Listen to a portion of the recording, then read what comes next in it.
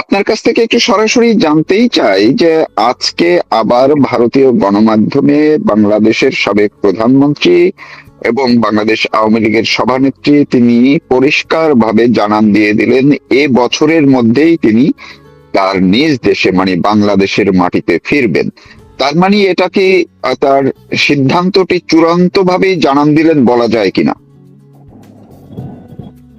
যে সাক্ষাৎকারে উনি এটা বলেছেন, ওই সাক্ষাৎকারটা মানে ব্যবস্থাপনা পুরোটা আমারই করা।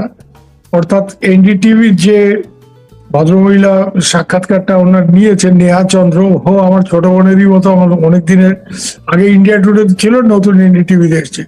তো আমাকে বলে যে দাদা থোড়া ইন্তজাম কর দিয়েছে। তো যাই হোক, পুরো ব্যাপারটা যারা এইসব ব্যবস্থাপনার সাথে যুক্ত, শেখ হাসিনা, এখানে দুটো তিনটে জিনিস আমি আপনাকে করবো, কারণ কোয়েশ্চেন গুলি আপনি যদি দেখে থাকেন খুব শার্প কোয়েশ্চেন ছিল এবং ডেফিনেট। সেখানে উনি তো বলেইছেন যে আমি ফিরবো, আমার জনগণের উপর আস্থা আছে, আমার দলের উপর আস্থা আছে। Awami League is not a political party, Awami League is a force, মানে আওয়ামী লীগ একটা ব্যাপার, সব ঠিক আছে। তারপরে দেখবেন নেহা একটা প্রশ্ন করেছে তাকে শেষের দিকে, যে কিছু লোক বলছে যে তোমার সাথে বর্তমান বাংলাদেশ সরকারের যোগাযোগ হয়েছে, কথাবার্তা হয়েছে এবং আলাপ আলোচনা চলছে, তাদেরও কিছু শর্ত আছে, তোমারও বক্তব্য আছে। তো এই ধরনের কিছু ফলশ্রুতি কি আপনার এই দেশে ফেরার ব্যাপারটা সুনিশ্চিত হয়েছে? তো উনি বলেছেন না, আমি কারোর সাথে কোনো এই ধরনের রফা করে, এক কথায় রফা করে আমি দেশে ফিরছি না। আমি দেশে ফিরছি, আমার জনগণের উপর পূর্ণ আস্থা আছে, আমার দলীয় সমর্থক এবং দলের উপর, দলের সংগঠনের উপর চূড়ান্ত আস্থা আছে। উনি এই কোনো রফা মানে ব্যাকডোর কোন রকম কথাবার্তা, কোনো অন্য দূত টুত মারফত, এই ব্যাপারটা পুরোপুরি উনি খারিজ করে দিয়েছে। ইন্টারেস্টিং। তো তাহলে বলতে হবে যে উনি দেশে ফেরার কথা যদি উনি সিদ্ধান্ত নিয়েই ফেলে থাকেন, এবং এই ব্যাপারে ওনাকে যারা ভারতে রেখেছে 2 বছর ধরে, ভারত সরকার, ভারত সরকারের মানে কর্তা ব্যক্তিরা, তাদের কিন্তু তাদের কিছু লোকজন, যেমন অজিত ডোভাল, আমি খুব ভালো করে চিনি, আমি ওনার সাথে কিছুদিন আগেও মানে ওনার লোকজন যেটা বলেছে যে बहन जी जब तक सुरक्षित नहीं तब तक हम लोग उनको वापस नहीं भेजना चाहते। মানে যতক্ষণ শেখ হাসিনাকে বহিনজি বলে সবাই, তো বলে যে ওনাকে উনি যতক্ষণ ওনার নিরাপত্তার ব্যাপারটা সুনিশ্চিত না হচ্ছে, আমরা ওনাকে ফেরত পাঠাতে চাই না। এবং জয়শঙ্কর আপনি দেখেছেন বলেই দিয়েছিল, she will stay here as long as she wants to। এখন তার মানে ফেরত যাওয়ার সিদ্ধান্তটা একান্ত ভাবেই শেখ হাসিনার, কারণ যে কোনো কারণেই হোক ভারতের নিরাপত্তা সাথে জড়িত যেসব এজেন্সিরা, তাদের অনেক কর্তা ব্যক্তিরাই আমায় বলছেন তাদের একটা তীব্র সন্দেহ আছে যে শেখ হাসিনাকে সুযোগ পেলে পাকিস্তানের আইএসআই ওনাকে খুন করবে, ওরকম একটা পরিকল্পনা ওদের আছে। এটা পাকিস্তানের দীর্ঘদিনের একটা ব্যাপার, বঙ্গবন্ধু পরিবারের উপর আক্রোশের থেকে যে 75-এ যে কাজটা আনফিনিশড সেটা করতে হবে ইত্যাদি। এবং এটা হয়তো ওই অগাস্ট মাসেও 2024-এর পরিকল্পনা ছিল, সুবিধা হয়নি কারণ ওনাকে বার করে আনতে লোকজন সক্ষম হয়েছিল। উনি দেশ ছেড়ে এসছেন, এটা মানে অনেক লম্বা কাহিনী, কিন্তু এইটুক শুধু আপনাকে বলতে পারি যে ওনার দেশ ছাড়ার ক্ষেত্রে আমাদের নিরাপত্তার সাথে জড়িত যেসব লোকজন, তাদের একটা বড় ভূমিকা ছিল, বিশেষ করে অজিত বলে। তো যাই হোক, মোট কথা যেটা আমি বলতে চাইছি যে আমাদের লোকজন এখনো যখন তাদের একটা তীব্র সন্দেহ আছে উনি ফিরে গেলে ওনার নিরাপত্তা কতটা সুনিশ্চিত, ভারতেও ওনার মানে ওনাকে মানে পাহারা দেওয়ার যে ব্যাপারটা, এটা সাংঘাতিক, মানে সিকিউরিটির ব্যাপারে খুবই কড়াকড়ি। এমনকি যে কুক ওনার আছে তারও মানে মানে পুরা সিকিউরিটি ভেটিং করে তারপরে তাকে মানে অনেক ব্যাপার ট্যাপার, কারণ কুক তো একটা সেন্সিটিভ ব্যাপার না। আপনাকে আমি যদি কিছু একটা করে ফেলতে চাই, তো সহজতম পথ হচ্ছে আপনার কুককে একটু ফিট করে আপনার খাবারে কি পানিতে একটু আমি বিষ টিষ দিয়ে দিলাম। তো যাই হোক, মানে এক মোদ্দা কথা যেটা, যে ভারতের নিরাপত্তা এজেন্সি গুলো এবং অজিত ডোভালের মতো লোকজন, এদের একটা তীব্র সন্দেহ আছে যে শেখ হাসিনার নিরাপত্তা ভারতেও মানে তারা খুব জোরদার করে, আর বাংলাদেশে গেলে সেটা কতটা সুনিশ্চিত করা সম্ভব হবে, তাহলে কি ভারতীয়দের সাথে এই সরকারের লোকজন, সত্যি কথা বলতে আমি আপনাকে বলতে পারি যে আমাদের যারা নিরাপত্তা বিষয়ক উপদেষ্টা অজিত ডোভাল বা আমাদের আর্মি চিফ, মানে আমাদের যারা সিকিউরিটি জি। সেট আপের সিনিয়র লোকজন, তারা কিন্তু ওয়াকার সাহেবকে একদম বিশ্বাস করে। হ্যাঁ, মুখে যাই বলুক, হয়তো ইউর এক্সেলেন্সি বলবে, সামনাসামনি দেখা হলে যা হয় আর কি, মানে সৌজন্য বলে, কিন্তু they don't trust mister Waker. কেন? তাদের একটা ধারণা যে শেখ হাসিনাকে ডোবানোর পেছনে, শেখ হাসিনা সরকার পতনের পেছনে ওয়াকারের একটা বিরাট বড় ভূমিকা ছিল। একদম ডে ওয়ান থেকে এই ব্যাপারটা আমাদের লোকজনের একটা ধারণা আছে। তাই জন্য তারা ওয়াকারের ভরসায় ওনাকে দেশে ফেরাবেন। আর উনি তো একটা গন্ডগোল করে রেখেছে, যে বিচারটা হলো, বিচার নিয়ে অনেকের অনেক বক্তব্য আছে, ওনারও আছে, আমাদেরও আছে, যে বিচার প্রক্রিয়া কতটা ঠিকঠাক হয়েছে সেই নিয়ে। কিন্তু যে একটা বিচার হয়েছে এবং ওনাকে মৃত্যুদণ্ড দেওয়া হয়েছে, ডেথ পেনাল্টি। হ্যাঁ। উনি টেকনিক্যালি, যদি আপনি মারুফ ভাই আইনের দিক থেকে দেখেন, উনি তো অ্যাপিলও করেননি এটার এগেইনস্টে। না। বিচারের এগেইনস্টে অ্যাপিল করেন। তো আজকে উনি দেশে ফিরলে অ্যাপিল করার সুযোগ উনি পাবেন, সেই সময় পার হয়ে গেছে। সেই সুযোগ তারেক রহমান সরকার ওনাকে দেবে এবং উনি অ্যাপিল করে নিরাপদে কোথাও একটা থাকবেন।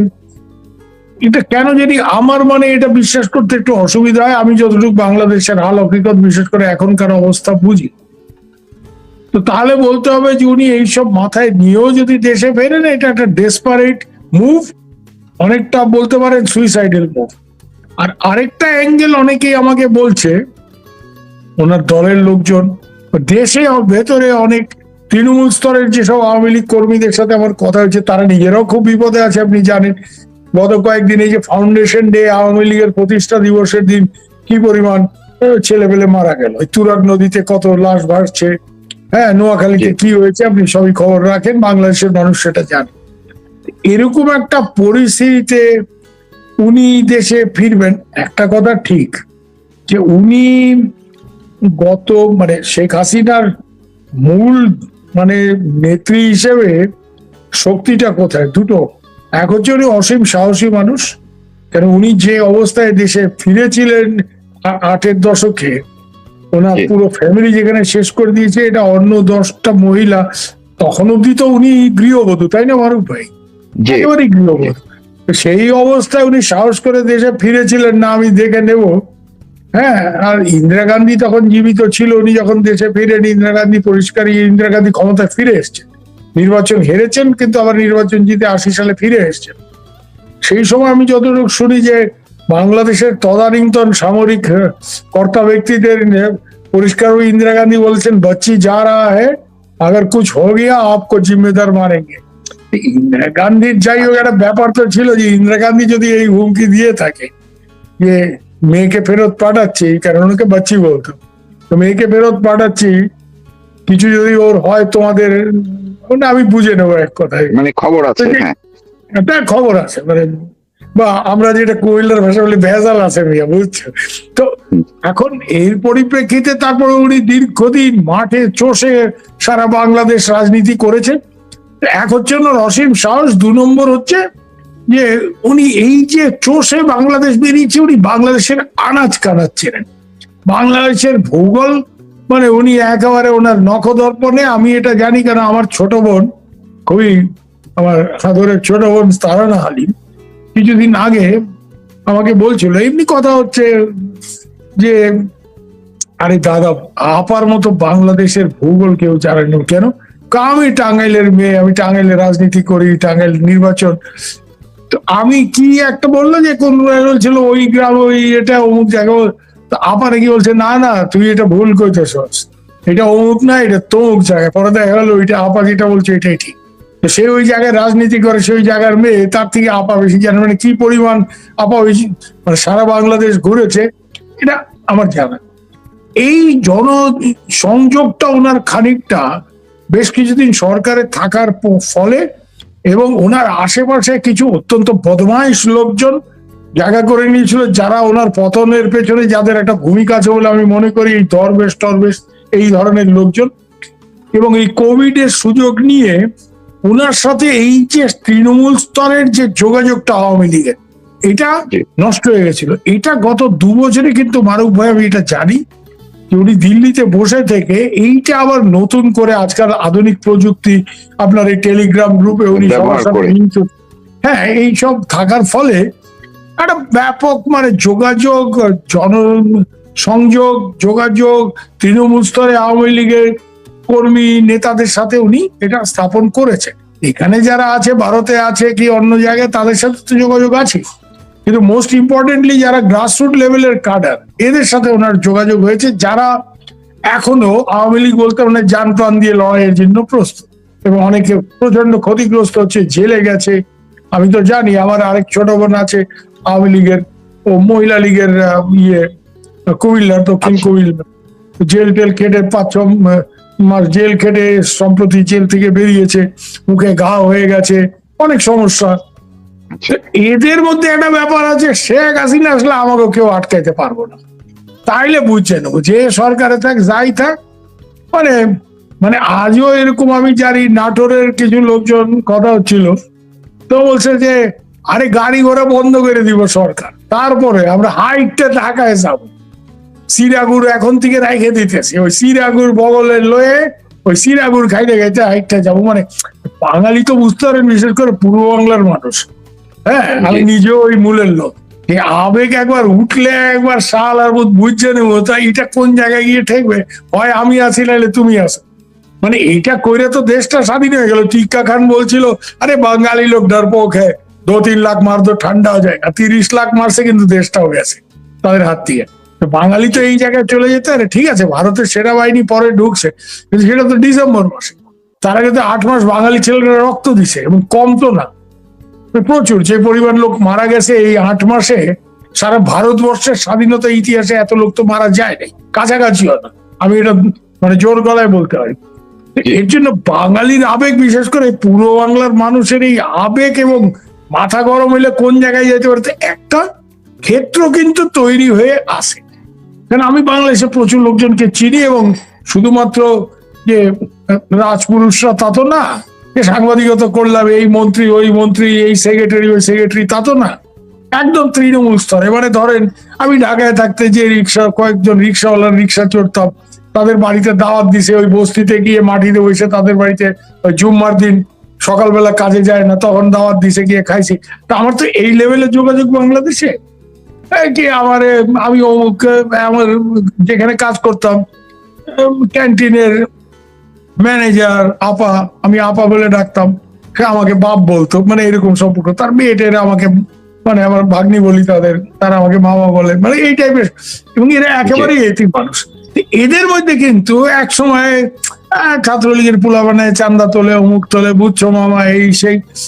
এখন এরা বলে সে মামা আগেই ভালো আসছিলাম। কেন কেন এরকম কথা কস কেন? আগে ভালো আসছিলাম এই জন্য কইতেছে যে আগে ছাত্রলীগের পোলাবার নাই তো, আমরা ব্যাংক থেকে লোন টোন নিয়ে, সেই লোন না ব্যবস্থা আমি করছিলাম, আমার প্রচুর চেনা জানা ছিল, তো লোন টোন যে করে দিয়েছিল, তো দোকান টোকান করছিলাম, ছাত্রলীগের পোলাবার মাসে একবার আইতো, আপা ব্যবসা তো ভালোই চলছে এইসব বলে একটু আকার ইঙ্গিতে বুঝাইতাম, 400-500 টাকা চান্দা দিতাম, একটু কফির মেশিন থেকে কফি বানায়, আরে কফির মেশিন তো, কফিটা তো খুব ভালো হয়েছে, এই 400 টাকা নিয়ে তারা চলে যেত। আবার আমাদের একটু দেখেন এই এর দূরে। এরপরে তো ইউনুস মিয়া আসলো, তারপরে তো এইখানে এমন লুটপাট, আমাদের দোকান লুট হয়ে গেল 2 লাখ টাকার মাল। তো 2 লাখ টাকার মাল লুট এসে আমরা এতিম মানুষ, আমরা কই থেকে পাবো? তো এই দেশ শেখের বেটি ছাড়া চলবে না, এই এদের কথা, এদের মুখের কথা, এটা আমার কথা না। এই দেশ শেখের বেটি ছাড়া চলবে না, এইসব হারমাতের দেশ, লুটপাট রাহাজানি, মহিলা তুলে নিয়ে যাওয়া দিন দুপুরে, এই তো আপনি দেখছেন হয়তো, হ্যাঁ ওই কক্সবাজারের একটা ভিডিও, এই যুব দলের ছেলেবেলে স্কুলের ছাত্রীকে তুলে নিয়ে, হ্যাঁ একে মার্ডার করছে, ওকে মার্ডার করছে, এটা প্রতিহিংসা না। যার ইউনুস সাহেব, আওয়ামী লীগের দুর্নীতি আমি অস্বীকার করি না, কিন্তু ইউনুস সাহেব যেই লেভেলের দুর্নীতিটাকে নিয়ে গেছে, একেবারে স্টেট অফ আর্ট করাপশন, আমি বলতেছি। হ্যাঁ আপনিও জানেন, আপনিও বিদেশে থাকেন, আমরাও জানি, এত বছর সাহেবের চাকরি হচ্ছে, কনফ্লিক্ট অফ ইন্টারেস্ট বলে কথা আছে, এইটা তো ইউনুস সাহেব মানে তুলে দিছে। হ্যাঁ, যে উনি নিজে দেশের ক্ষমতায় থাইকে কিভাবে মানে নিজের কর মকুব করছেন, মানে কর শয়ে শয়ে কোটি টাকা, সেখান থেকে টাকা পয়সা নয় ছয় মানে এগুলি লাইসেন্স বাইর করা, এই করা, মনোপলি বিজনেস করবেন উনি, এটা বাইর করছেন। হ্যাঁ, গ্রামীণ ওয়ালেট দিস দ্যাট, এগুলি বাংলাদেশের মানুষ এখন সব জানে। এবং এখন এরাই বলে যে ইউনুস দেশটা শেষ করে দিয়ে গেছে, শেখের বেটি স্যার এই দেশ চলবে। তো আমার এই জায়গায় আমি একটু আপনাকে যদি আপনার কাছ থেকে আপনি যে বিবরণগুলো আপনি দিলেন, এইটা মধ্যে থেকে যে আসলে শেখ হাসিনার প্রতি মানুষের যে আবেগ, ইমোশনটা তৈরি হয়েছে বা যেটা সত্য ছিল সেটা যে আবার নতুন করে তিনি নিজেই জাগিয়ে তুলতে সক্ষম হয়েছেন, সেটাকে কাজে লাগে, সেটাই মূলত তার ভরসা। সেটা তিনি ইন্টারভিউর মধ্যে বলেছেন যে জনগণই আমার মূল ভরসা। তবে এই কয়েকদিন আগেও তিনি বলেছিলেন যে এই বছরের মধ্যে ফিরবেন, সেই কথাবার্তা নিয়ে একটু আলোচনা চলছিল প্রথম আলোতে, আর্টিকেলের মধ্যেই ছাপিয়ে দিলের মধ্যে যে শেখ হাসিনার এই মুহূর্তে দেশে ফেরা আকাশ কুসুম কল্পনা। তো মহিউদ্দিন আহমেদ লিখেছে এই কথাটাই লিখেছে। তো আজকে যখন শেখ হাসিনা আবার কনফার্ম করলেন যে যা হয় হবে, এই বছরের মধ্যেই ফিরছি, তার মানে এইটার সঙ্গে নিরাপত্তার ইস্যুগুলো সেটি হয়তো ভারত দেখবে বা কিছু একটা, বা ভারতের সঙ্গে বাংলাদেশ সরকারের নিশ্চয়ই কিছু একটা, তার মানে কিন্তু ওনার মানসিক জায়গা থেকে উনি চূড়ান্ত করে ফেললেন যে এই বছরেই ফিরবে, এমনটাই কিনা? আমি যতটুকু ওনাকে চিনি বুঝি বা মানে করি অ্যাসেসমেন্ট আমার যেটা, যে ওনার ধারণা যে আমি এখানে বসে থেকে দলের কোনো লাভ হইতেছে না এবং এই ব্যান তুলতেছে না, এবং আমার ছেলেপেলেরা নিহত হচ্ছে, হাজার হাজার কর্মী নেতারা জেলে। এই গণেশ যদি উল্টাইতে হয়, পাশা যদি ঘুরাইতে হয়, খেলাটা যদি ঘুরাইতে হয়, তাহলে ব্যাপক আন্দোলন। এখন এটা তো মারুফ ভাই আপনিও জানেন, আমরাও জানি, কে একজন বাংলাদেশের গবেষণা কোন এক সাহেবের লেখা, আমার নামটা এই মুহূর্তে মনে পড়ছে না, ডেভিড লুইস না কে, মানে Awami League is the most dangerous party when it hits the streets. হ্যাঁ, মানে দক্ষিণ এশিয়ার এটা ঐতিহাসিক ভাবে সত্য। এখন এই জায়গাতে আওয়ামী লীগ, শেখ হাসিনা হয়তো ভাবতেছে যে যা হয় হবে, আল্লাহ ভরসা যেটা বলে বাংলাদেশের মানুষ, যা হয় আমি নামুম, তারপরে আমি বাঁচে থাকি মরি, যা হয় মানে একটা শেষ লড়াই আমি দেখতে চাই। ওনার বোধহয় এরকম একটা, এবং উনি এই যত কথা বলেন না ব্যাপক, মানে 64টা জেলায়, মানে জেলা স্তরের নেতা, এমনকি ইউনিয়ন পরিষদ স্তরের নেতাদের সাথে উনি 2 বছরে এই টেলিগ্রাম গ্রুপ, অমুক গ্রুপ, হোয়াটসঅ্যাপ গ্রুপ, এত ডিটেইলে মানে উনি জনসংযোগটা করছেন, যেটা উনি প্রধানমন্ত্রী থাকা অবস্থায় ওনার আশেপাশে এই ককাস তৈরি হয়েছিল, এবং এরাই তো ওনাকে বিট্রে করছে, এই দরবেশ, আনিসুল হক, এই যে আরো কিছু ওনার 2-1 মন্ত্রী, মানে দরবেশ গম, এরা আমেরিকার হয়ে কাজ করছে, এরা খালি ওনাকে বলছে তুই এই করো, আর্মি তো আছে, ছাত্রলীগ যুবলীগ নামানোর দরকার নেই, এগুলো আমি ডিটেলস জানি। আমি কিছুদিন আগে আমার বাসায় এখানে অনেক সিনিয়র লিডাররা আসেন মাঝে মাঝে, এরাও এটা বলে। তখন সামনে কিছু বলে নেই, যেহেতু শেখ হাসিনার সাথে দরবেশ সালমান রহমানের একটা সম্পর্ক, কিন্তু এখন সবাই বলে যে এই হারামজাদা আমাদের ডুবাইছে। দুজনের কথা বলে, one is Salman Rahman, one is Waker. সালমান রহমানের পেটে পেটে বোধহয় নিজেই তুমি রিজাইন করো, আমরা একটা ইন্টারিম সেট আপ করি, হ্যাঁ তোমার রেজিগনেশন চাইতেছে আওয়ামী লীগ, মানে উনি প্রধানমন্ত্রী হতে তো আকাশ কুসুম সব তো। আর এই আওয়ামী লীগ এই যে ফোড়ে ব্যবসায়ীদের সামনে নিয়ে আসা, নমিনেশন টাকা দিয়ে মানে কিনে, এইগুলি তো আওয়ামী লীগে কোনোদিন ছিল না। আওয়ামী লীগের লিডারশিপটা ভাই কি আপনিও জানেন আমিও জানি, ইট ওয়াজ এসেনশিয়ালি মিডল ক্লাস লিডারশিপ। ওই পারে যেমন আওয়ামী লীগ, এখানে সিপিএম ওয়েস্ট বেঙ্গলে যে টিচার, প্রফেসর, ডাক্তার, লয়ার, মানে যাদের বিরাট টাকা নাই ব্যবসায়ীদের মতো, কিন্তু যাদের মানুষ রেসপেক্ট করে, মুরব্বী বলে মনে করে, মূলত মধ্যবিত্ত নেতৃত্ব। এইটা তো এই দরবেশরা এসে শেষ করে এই টাকা পয়সা নিয়ে নমিনেশন বাণিজ্য করে, এত টাকা দাও তোমার টিকিট দিলাম, এইসব তো করছে আর আজে বাজে লোক সব। এই জায়গাতে আওয়ামী লীগের গত 2 বছরের লড়াইয়ের মধ্যে দিয়ে একটা শুদ্ধিকরণ হয়েছে। এই যারা এইসব 2 নম্বরই লোক, এই ব্যবসায়ী টাইপের লোক ছিল, ওই টাকা পয়সা দিয়ে নমিনেশন কিনছে, এরা যখন ভেজাল দেখছে, এরা কিন্তু দেশ ছেড়ে হাওয়া, বা এরা একটা রফা টফা করে কোনো মতে জামাত বিএনপির সাথে। আজকে যারা ফাইট করে নিজেদের আওয়ামী লীগের নেতৃত্বে তৃণমূল স্তরে প্রতিষ্ঠা করছে, এরা কিন্তু একেবারেই মানে মন প্রাণে আওয়ামী লীগ, এবং এরা অনেকে মারা গেছে, অনেকে জেলে গেছে। হ্যাঁ, কিছু কিছু লোক খুব বিপদে পড়ে হয়তো এই পারে আসছে, কিন্তু তারাও কিন্তু এইখানে আসার পর থেকে আমি লক্ষ্য করতেছি প্রস্তুতিটাই হচ্ছে দেশে ফেরা। এরা সবাই ওই শেখ হাসিনা মুখাপেক্ষী, কারণ এইখানে একটা ব্যাপার হয়ে গেছে, নেত্রী ফিরলে আমরা জান লড়াই দেবো, বর্ডার টর্ডার মানি না, তখন ঢুকে যাবো। মানে এইটা আমি একটু আমার আগ্রহের জায়গা থেকে একটু ইন্টারেস্টিং মনে হয়েছে যে আপনি কি ওই শেখ হাসিনা ছাড়া অন্য যারা নেতারা কলকাতা বা ইন্ডিয়ায় আছেন তাদের মধ্যে কি সেই মনোবলটা দেখতে পাচ্ছেন যে নেত্রীর সঙ্গে সঙ্গে তারা ফেরার জন্য মানসিকভাবে প্রস্তুত আছে তারা? আমি দুজন নেতার কথা আমি বলতে পারি, দুজন না তিনজনের কথা আমি বলতে পারি, যাদের সাথে আমি বিলেটেডলি মানে আমার দেখা সাক্ষাৎ, কি আমার খুব কাছের মানুষ, তাদের সাথে কথা বলে এসে আমাকে জানাইছে। হ্যাঁ, একজন হচ্ছে স্বরাষ্ট্রমন্ত্রী ছিলেন কামাল সাহেব, আসাদুজ্জামান খান। উনি ডিটারমিন টু গো ব্যাক, কেন ওনার ছেলে জেলে আছে, উনি ডিটারমিন টু গো ব্যাক, এবং উনি এই কথাটা বলেন যে আমরা ফিরতে হবে এবং প্রতিশোধ নিতে হবে, মানে এরকম একটা কথা। জাহাঙ্গীর কবির নানক আমার বহুদিনেরই পরিচিত লোক, সম্প্রতি আমার বাসায় আসছিলেন, ডিটারমিন যে নেত্রী যেদিন বলবে সদল বলে বর্ডার টর্ডার মানি না, ঢুকে যাও। হ্যাঁ, বাহুদ্দিন নাসিম উনিও পার্টির একজন সামনের সারির নেতা, আমার সাথে ভালোই সম্পর্ক, দেখা সাক্ষাৎ হয়।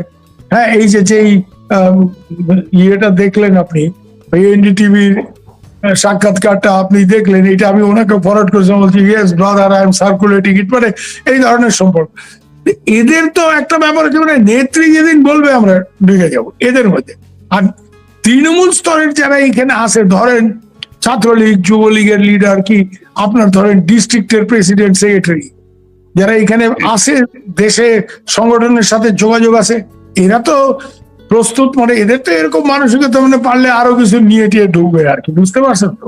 আচ্ছা, হ্যাঁ, বুঝতেই পারতেছেন, মানে জি, অনেকটা ওই 71-এর মানসিকতা, 71-এর মতো একটা মনোবল তাদের মধ্যে তৈরি হয়ে ইউ গেছে। উইল গো এন্ড ফাইট, যা হয় হবে, আসি তো আসি, নাই তো নাই, আল্লাহ ভরসা, এরকম একটা মানে ব্যাপার আর কি। জি, জি, অনেক ধন্যবাদ আপনাকে। আপনি খুবই একেবারেই গুরুত্বপূর্ণ বেশ কিছু পয়েন্ট আসলে খোলামেলাও আরেকটা বলে ব্যাপার আমি ফেললেন। মারুফ ভাই আপনাকে জি, একটু বলি ছোট করে, যে অনেকের একটা ধারণা আছে আন্তর্জাতিক ভূ রাজনীতির দিকে, যে আমেরিকানদের তো একটা বিরাট ভূমিকা ছিল এই সরকার ফেলার পিছনে।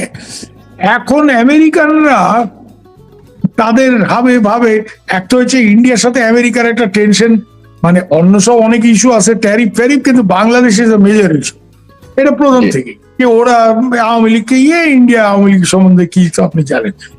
তো এইখানে বোধ এই যে মার্কো রুবিও রিসেন্টলি ইন্ডিয়াতে আসছিল, আমাদের লোকজন, আমাদের বিদেশ মন্ত্রী এবং জাতীয় নিরাপত্তা উপদেষ্টা অজিত ডোভাল, বিদেশ মন্ত্রী জয়শঙ্কর খুব শক্ত হবে নাকি তাকে বলছে যে তোমরা এই গভর্নমেন্ট, এখানে একটা স্টেবল গভর্নমেন্টের পতন ঘটাইছো, এবং তার নেট রেজাল্ট হচ্ছে এখানে Islamic radicalism is on the rise, it's a serious security issue, and this we are going to face, you are sitting thousands of kilometres away, তোমরা তো এটা ফেস করবে না।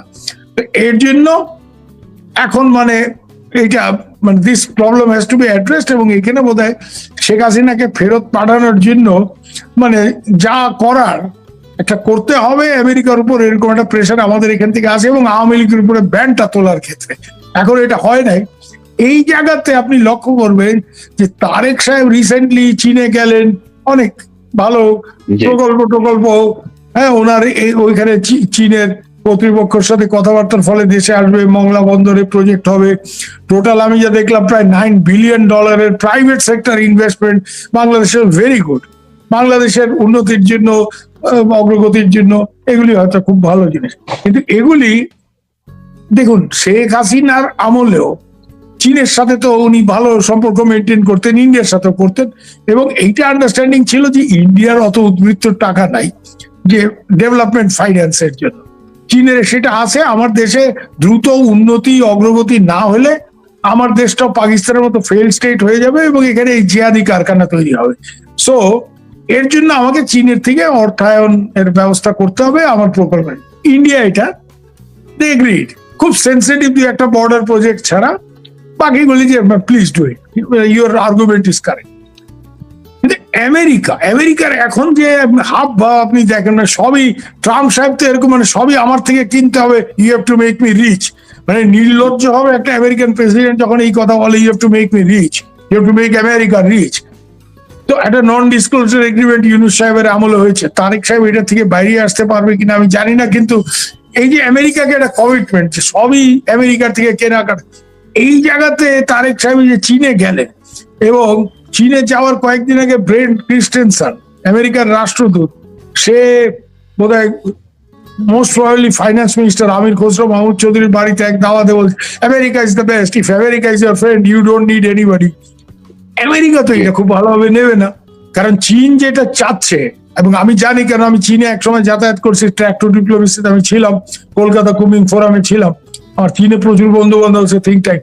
ওরা যেটা চাচ্ছে যে চায়না মায়ানমার ইকোনমিক করিডোর যেটা আছে এইটাকে সচল রাখতে এবং এইটাকে এক্সটেন্ড করে বাংলাদেশের মধ্যে, এবং দেখবেন এই জন্য যে চীনের যেসব ইনভেস্টমেন্ট বাংলাদেশে আসবে যেগুলি প্রমিসড, পায়রা, মংলা এবং চিটাগাংয়ের কাছে আনোয়ারাতে অলরেডি ওদের ইকোনমিক জোন আছে, এন্টায়ার বাংলাদেশ কোস্টে একটা স্ট্রং চাইনিজ প্রেজেন্ট। এটা আমেরিকা কি ভালোভাবে নেবে এবং আমেরিকা এটা কিভাবে দেখবে, এবং সেই ক্ষেত্রে আমেরিকা মানে কতটা কি করবে না করবে, তাদের চিন্তা ভাবনা পাল্টাবে কিনা, এবং তারা এই সরকারকে আওয়ামী লীগের উপর থেকে ব্যান তোলা, কেন আওয়ামী লীগের ব্যানটা তো ভেরি আনজাস্টিফাইড। এটা এরকম একটা ব্যান যে আজকে ভারতে কংগ্রেসকে কি, কংগ্রেস ইলেকশন আছে, কংগ্রেসকে ব্যান করে দিলে আপনি বলতে পারেন ভারতে গণতন্ত্র আছে? নাই। মায়ানমারে অং সান সুচির এনএলডি পার্টিকে ইলেকশন করতে দেয় নাই জেনারেল সাহেব, এবং উনি নিজে রাষ্ট্রপতি হয়েছে। তো মায়ানমারের ইলেকশনের যতটা মানে কি বলবো লেজিটিমেসি, বাংলাদেশের তো ব্যাপারটা তাই দাঁড়াইতেছে কি, your countries biggest party could not contest election. আমি একটা কথা এখানে আবারও বলবো যে তারেক সাহেব যত বড় বড় কথাই বলুক না কেন, বা ইউনূস সাহেব, এরা খুব ভালো করে জানে যে ফেয়ার ইলেকশন হলো আওয়ামী লীগ হয়তো 250 সিট পাবে না, 280 পাবে না, হ্যাঁ, কিন্তু আওয়ামী লীগ ইলেকশন জিতবে, এই জন্য এরা আওয়ামী লীগের উপর থেকে ব্যানটা তুলতে চায় না। ইউনূস সাহেব তো চাই নাই, তারেক সাহেবও ওই আমরা কইলার ভাষায় বলি টাল্টি বাল্টি করতেছে। তো এই টাল্টি বাল্টি, সো এইখানে ব্যাপারটা হয়েছে যে এর জন্য এইখানে যদি এখন আমেরিকানরা ব্যাপারটা বুঝে যে এরা তো চীনের বেশি কাছে চলে যেতেছে, দে আর গোয়িং মোর দেন শেখ হাসিনা, তো এইখানে আবার আমেরিকানদের হঠাৎ করে ভূ রাজনৈতিক ইয়েতে, আর এখানে আমি একটা কথা পরিষ্কারই বলতেন যে আমেরিকার যদি আওয়ামী লীগ সম্পর্কে মত পাল্টায়, আওয়ামী লীগের মানে আমেরিকা, আমাদের তো চাপ আছে, মানে আমাদের বলতে মানে ইন্ডিয়ার, যে আওয়ামী লীগের মধ্যে ব্যানটা তোলো, তারপরে ইলেকশন, এইটা যদি আমেরিকা এখানে যোগ হয় তাইলে বাংলাদেশের পরিস্থিতি কি দাঁড়াবে। কেন একটা জিনিস তো মারুফ ভাই আপনি স্বীকার করবেন, আজকে সবটাই আপনার দেশের আভ্যন্তরীণ খেলার উপর তো হয় না। শেখ হাসিনার পতনটাও তো শুধুমাত্র বাংলাদেশের মানুষ চায় নাই বলে হয় নাই এরকম তো না। ইউনূস সাহেব তো নিজেই বলছেন ইট ওয়াজ মেটিকুলাস ডিজাইন, খেলাধুলা হয়েছে, নানা রকম ষড়যন্ত্র হয়েছে। এর জন্য এইসব জায়গায় আবার অন্যরকম কিছু হয়ে যায় কিনা, এবং রাজনীতির এই সব ব্যাপার বুঝে শেখ হাসিনা এরকম ভাবে চাপাচাপি করতেছে কিনা, এগুলিও মানে নানা রকম প্রশ্ন থাকেছে, তাই না?